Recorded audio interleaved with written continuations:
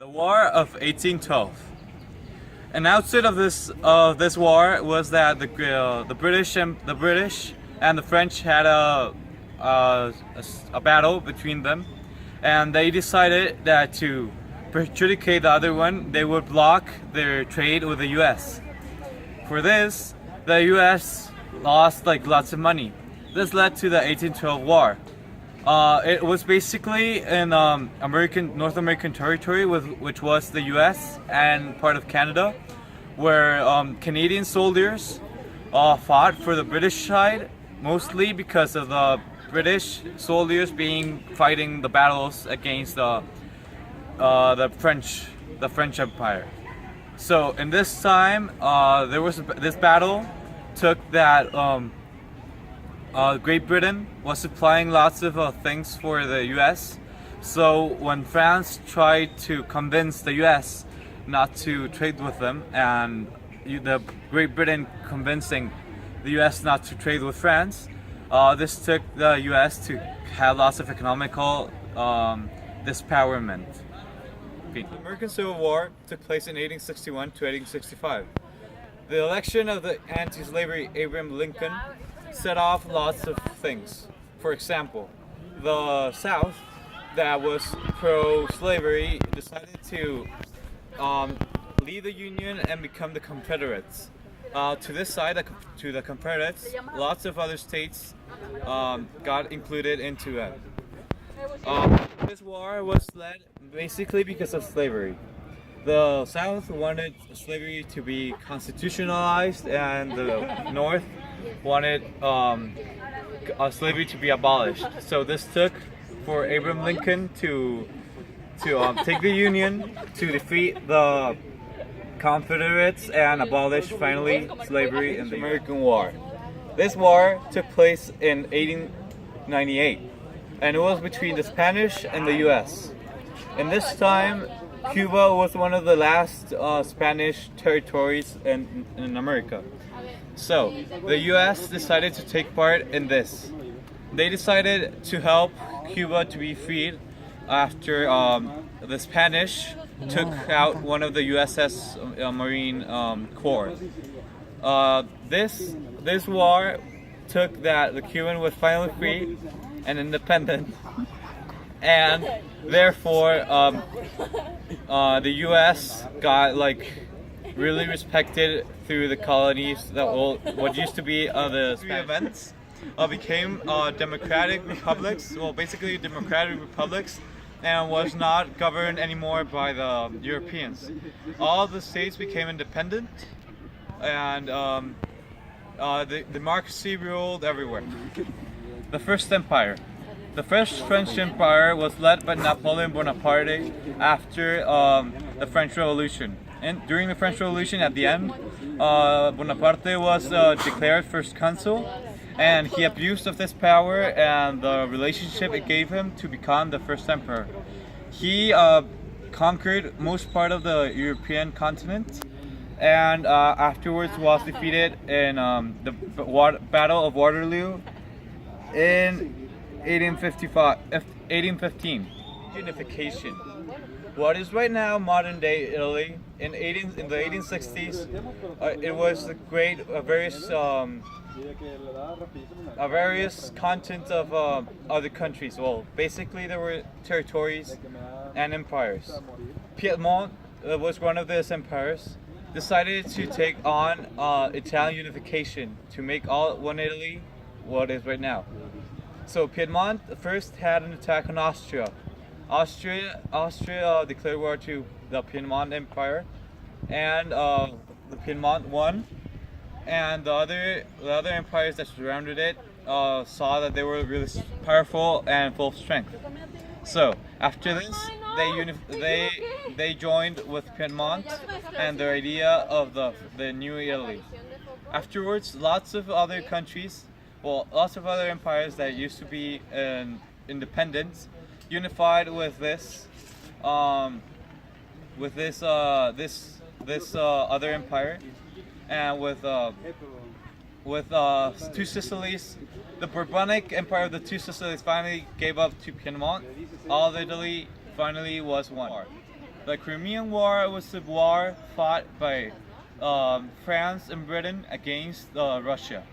Russia had a long time ever since he wanted the Crimea part, which was the Dardanelles and lots of geostrategic points inside what is right now Turkey, and it was then the Ottoman Empire.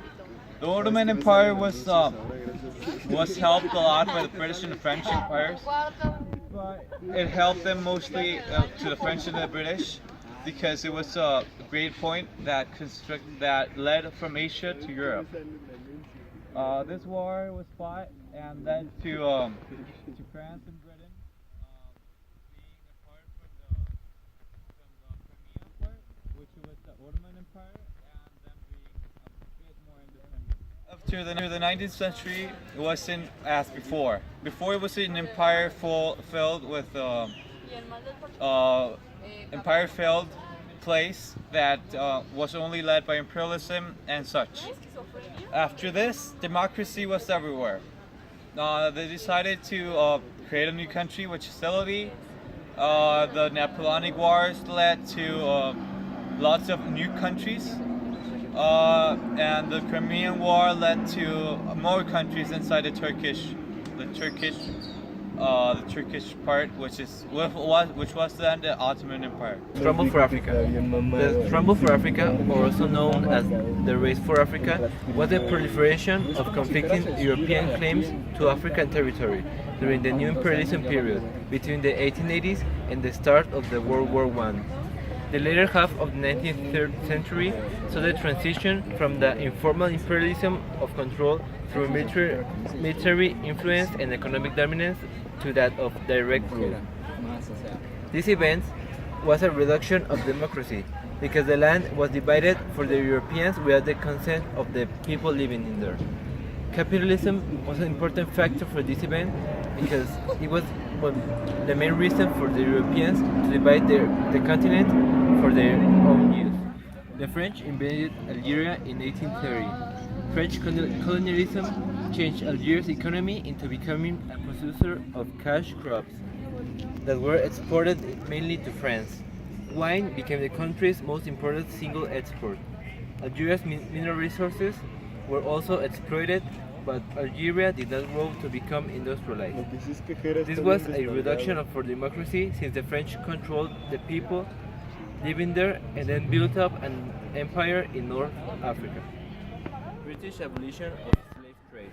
In 1807, Parliament passed an act for the abolition of the slave trade, which abolished the trade by Britain enslaved peoples between Africa, the West Indies, and America. This event increased democracy because it was one of the first steps for equality between races, even though it is considered an excuse for the later event known as the Scramble for Africa. It affected capitalism because the slaves had a very important role for the industries, since they were easy and cheap to get. Even though Africa is a very rich continent with resources and culture, the Europeans did not let them advance because of the imperialism, discrimination, and the exploitation of people and natural resources there.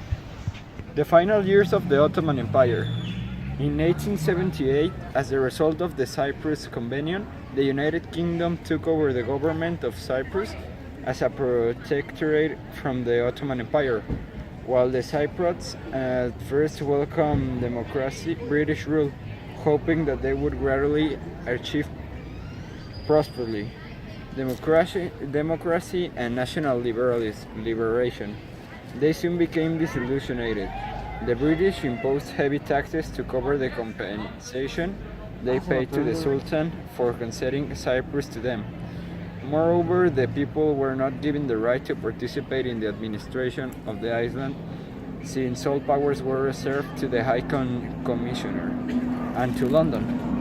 In 1819, the government of Lord Liverpool created the Six Acts, which established press censorship, the banning of political parties, the dissolution of municipal elections, as well as the outrunning of trade unions, meeting of more than 5 individuals, and tolling of church bells outside service. American democracy promoted in the Middle East and North Africa, or in other words, MENA. It aimed to encourage governmental and non-governmental actors in the region to pursue political reforms that will lead ultimately to democratic governance. As an area of world vital to American interest, yet generally entrenched in non-democratic authoritarian rule, with the exception of democratic Israel and semi-democratic Lebanon, Iraq, Palestinian Nation Authority, and Turkey. MENA has been the subject of increasing interest of the party in American government and democracy promoters, particularly after the terrorist attacks on September 11, 2001, with many viewing democratic transition an essential religion stability and international security. American efforts to promote democracy in the region are generally characterized by top-down and bottom-up democratization strategies, which can be pursued simultaneously. The former top-down approach involves putting rhetorical and diplomatic pressure on regimes to reform, and can go so far as to involve direct American military engagement in installing democratic government. For conclusion, what I can basically say of the Middle East in 19th century is that in 1798 the first decisive European involved in the Middle East itself took place with the Egyptian expedition of Napoleon Bonaparte, later Napoleon I. In France, war against England, Bonaparte planned to deliver a blow to Britain's Indian Empire by conquering Egypt. The French army that landed in Alexandria easily defeated the Mameluke cavalry, which the Ottomans had permitted to continue to serve as Egypt's military force. The British sent their navy to the eastern Mediterranean, however, and destroyed the French fleet. Only by concluding a treaty with Turkey, restoring Egypt to its control, where the French were able to repartee their army. And well, that's the most important thing that happened in the 19th century. Independence of Mexico.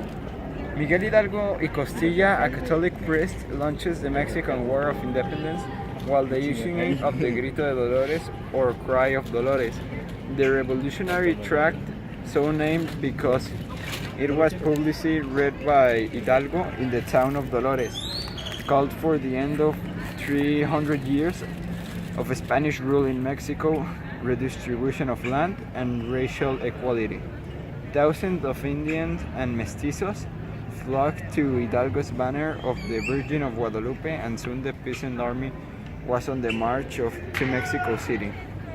In early 19th century, Napoleon's occupation of Spain led to the outbreak of revolts all across Spanish America. Miguel Hidalgo y Costilla, the father of Mexican independence, launched the Mexican Rebellion with his Cry of Dolores, and his Polish army came close to capture the Mexican capital. Defeated at Calderon in January 1811, he fled north but was captured and executed. He was followed by other peasant leaders, however, such as María Morelos and Pavón, María Matamoros, and Vicente Guerreros, who led armies of natives and racial mixed revolutionaries against the Spanish and the Royalists. This leads that Mexican won't become independent from Spanish and also a democratic country in 1821.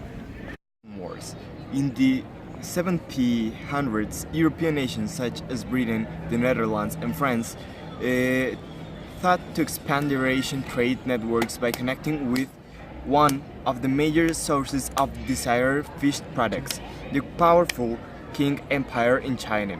For well over 1,000 years, China had been the eastern endpoint of the Silk Road and source of fabulous luxury items. European joint stock trading companies such as British East India Company and the Dutch India East Company were eager to elbow their way into this ancient exchange system.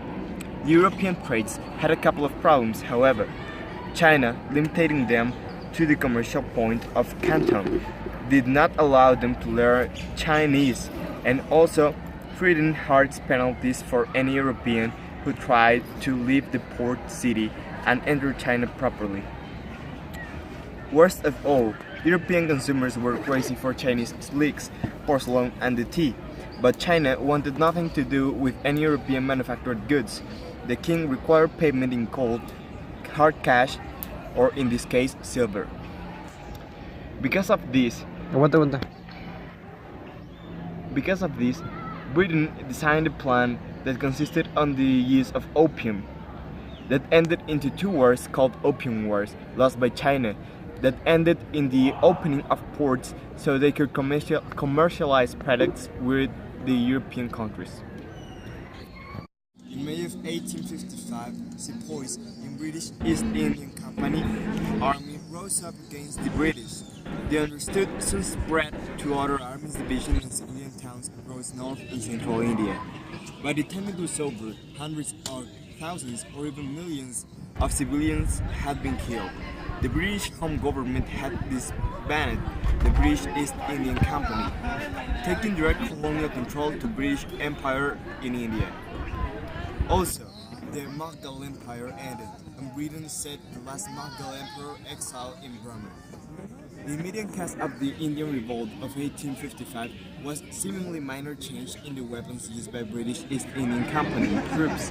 The East Indian Company upgraded to new pattern 1853 Enfield rifle, which used grass paper cartridges. In order to open the cartridges and load the rifles, sepoys had to beat into the paper and thread it with their teeth. Rumors began in 1855 that the grease or the cartridges was made of a mixture of beef tallow and pork lard. Eating crowds, of course, is forbidden in Hinduism, while consumption of pork is a harm in Islam. The Sino-Japanese War took place in August 1st, 1894 to April 17, 1895. In the second half of the 19th century, the American Commodore Matthew Perry Forrest opened ultra-traditional and secluded Tokawa, Japan. As indirect result, the power of Shoguns ended. Japan went through the 1868 Meiji Restoration, and the island nation began to quickly modernize and militarize. Meanwhile, the traditional heavyweight champion of East Asia, King China, failed to update its own military and bureaucracy, losing to Opium Wars to the Western powers. As the preeminent power in the region, China had for centuries enjoyed a measure of control over neighbor tributary states, including Jose Korea, Vietnam, and even sometimes Japan. The construction of the Panama Canal. The completion of the Panama Canal by the Americans in 1914 marked the end of the remarkable and ambitious feat of engineering. The results have been felt ever since, and the canal has drastically changed worldwide shipping. Less known are the political consequences of the canal, including the cession of Panama from Colombia, with the encouragement of the United States, and the profound effect of the canal has had on the internal reality of Panama ever since. In the mid-1970s, the governments of the southern cone of South America, Brazil, Chile, Argentina, Paraguay, Bolivia, and Uruguay had several things in common. They were ruled by conservative regimes, either dictators or military juntas, and they had a growing problem with opposition forces and dissidents. They therefore established Operation Condor, or collaborative effort, to round up and kill or silence their enemies. By the time it ended, thousands were dead or missing, and the trust of South America in their leaders was forever shattered. Although few facts come out occasionally and some of the worst perpetrators have been brought to justice, There are still many questions about this sinister operation and those behind it. Of Cuba.